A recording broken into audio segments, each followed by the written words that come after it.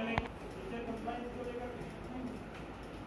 इसको लेकर के आपकी अगर ट्रेनिंग नहीं मिली, मुझे लगता है आपको जानकारी नहीं है। एक बार इन्होंने तो 0% से बहुत ऊपर तक ले जाने वाली 0% इनका बस किसी विषय में इनका मार्गदर्शन नहीं। तो आप अगर ये कहते कि इस काम को शाम तक करना है, 6 बजे तक, 5 बजे तक आपको काम पूरा करके देने वाले की, मुझे मालूम है परिणाम अच्छे आए।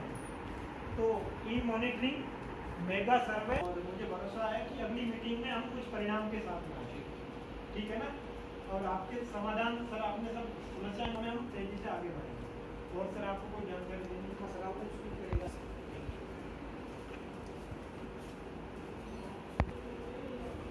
इसको लेकर के बहुत गंभीर है और आउट ऑफ स्कूल नाम से एक कार्यक्रम चलाया जा रहा है, जिसमें उन बच्चों की पहचान करके कि कौन बच्चा है जो स्कूल से ड्रॉप आउट हो चुका है या फिर वो स्कूल के दायरे में नहीं है अभी, तो उनकी पहचान करके उनके लिए विशेष प्रशिक्षण की शिक्षण की व्यवस्था सरकार की तरफ से बनाई जा रही है और प्राथमिकता के साथ इस काम को पूरा किया जा रहा है।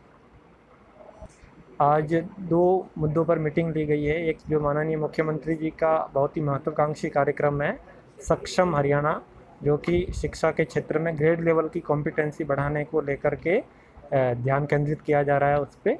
और श्री डीसी सर भी इसको लेकर के बहुत गंभीर है कि सक्षम हरियाणा में जो नूंह ज़िले की स्थिति है उसको हम बेहतर बनाएं। तो उसी संबंध में बीआरपी के साथ और बीआरपी क्षेत्र के जो भी हमारे मिडिल मैनेजर हैं उनके साथ में इस संबंध में चर्चा की गई और धरातलीय उनके अनुभव को जाना गया और आने वाले टाइम में ज़िले की रैंकिंग को और बेटर बनाएं, उस दिशा में दिशा निर्देश दिए गए।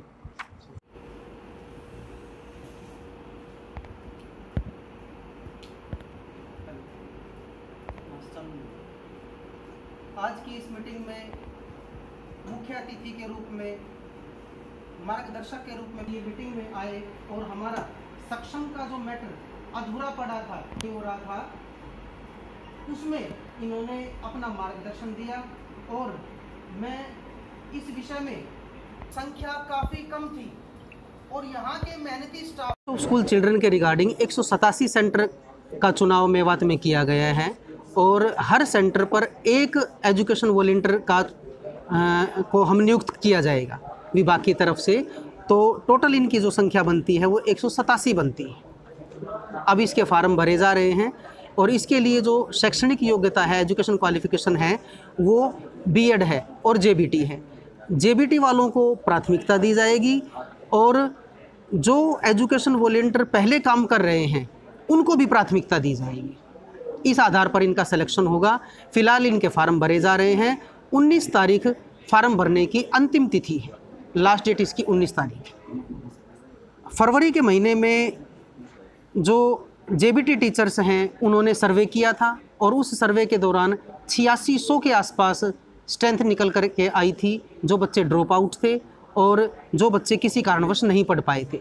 अब जब ये सेंटर खोलने की जब बारी आई, उस समय पुनः सर्वे करवाया गया और देखा गया कि कितने बच्चे हैं, तो इनकी संख्या 4400 के आसपास निकल करके आई है।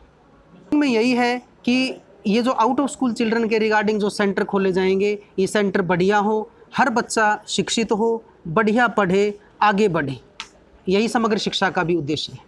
आज की इस मीटिंग में हमारी समग्र शिक्षा की जो चेयरमैन हैं ADC madam doctor Subita Dhaka ji मौजूद थी, जिला शिक्षा अधिकारी श्री सुरेश घोरिया जी मौजूद थे और नवनियुक्त हमारे CMGGA श्री राजू राम जी भी मौजूद थे।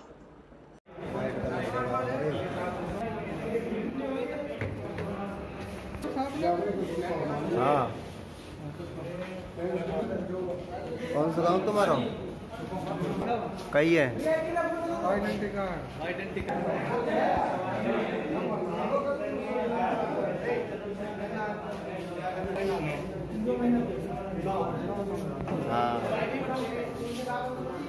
फ़ायदा होता है बच्चों के लिए। जो बच्चे कहीं मतलब कि घूमते हैं ना, मतलब कि गाँव घूमते हैं, मतलब आवारा पढ़ने घूमते हैं, लेकिन हम उसे मतलब आवारा नहीं कह सकते। जो बच्चे मतलब शिक्षा जो मतलब वंचित हो जाए, हम सर मतलब कि उन बच्चों को मतलब पढ़ाते हैं।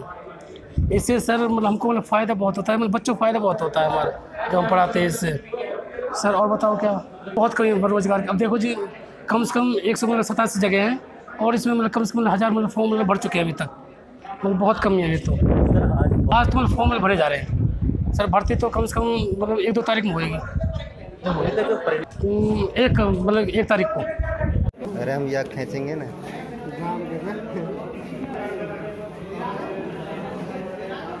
जी भाई बहन।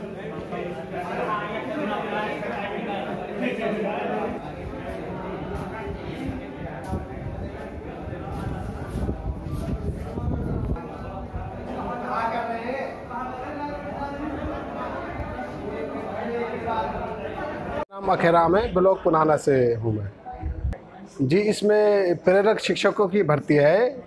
ये प्रेरक शिक्षक जो होते हैं, ये जो स्कूल में वो बच्चों को पढ़ाते हैं जो या तो जिनका मतलब एडमिशन ही नहीं हो पाया है किसी कारणवश, या फिर जो ड्रॉप आउट हो गए किसी बार, उन्हीं बच्चों को ये पढ़ाते हैं। और ये पहले सर्वे करेंगे गाँव में जाकर कि जिस गाँव में इनमें सेंटर होगा उस गाँव में सर्वे करेंगे। सर्वे करके सर्वे में उन बच्चों को लेंगे जिनका ड्रॉप आउट और नेवर एनरोल होंगे। फिर उनको 2 महीने 3 महीने पढ़ाएंगे। उसके बाद ये जिस स्कूल में होंगे उसमें उसका एडमिशन करा देंगे, मेन स्ट्रीम करा देंगे उनको जी। इससे बहुत ही फ़ायदे मिलेगा। सबसे बड़ा फ़ायदा तो ये मिलेगा, फील्ड की नॉलेज मिलेगी, क्योंकि बहुत से बंदे ऐसे होते हैं जिनको नॉलेज नहीं होती। ठीक है, इसमें जो सर्टिफिकेट मिलेगा हमें, एक्सपीरियंस का सर्टिफिकेट मिलेगा, और सरकार द्वारा चलाया गया ये बहुत ही सराहनीय कदम है। हम ये चाहते हैं कि जो ये लगे हुए हैं, अब ये ऐसा होता है कि इनको हटा देते हैं, हर साल हटा देते हैं, फिर उसके बाद ही दोबारा इंटरव्यू लेते हैं। हम ये सरकार से ये मांग करते हैं कि हमें हटाए ना, हमें 1 साल बाद जो हटा देते हैं उसे हटाए ना, हमें कंटिन्यू रखें।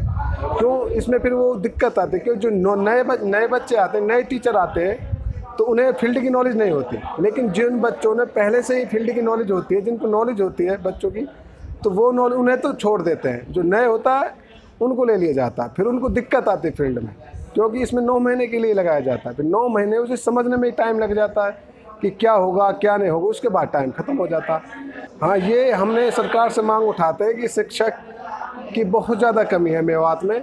हम ये चाहते हैं कि जो ये शिक्षक हैं इन्हें ही DC रेट पे आगे वाले टाइम में रेगुलर जो भी प्रोसेस होगा इन्हीं को लगा ली जाए।